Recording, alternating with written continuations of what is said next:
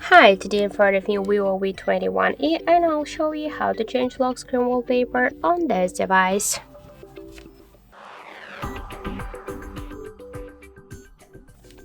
So first we should open the settings app and then tap to the lock screen and wallpaper.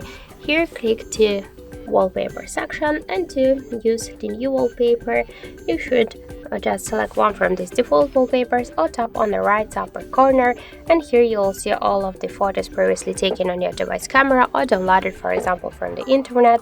So let's use, for example, one from these wallpapers. Here you can change the position of this wallpaper on the lock screen, and here switch home screen to the lock screen, tap on the right upper corner, and wait a second, now we can see the message that the wallpaper applied successfully.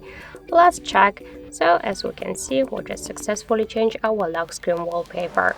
Also, we can make it by another way. Just first hold for a while home screen with our finger, then tap on the left down corner to wallpaper icon, and by the same way, just click on the three dots and select one from these wallpapers or photos from our device gallery.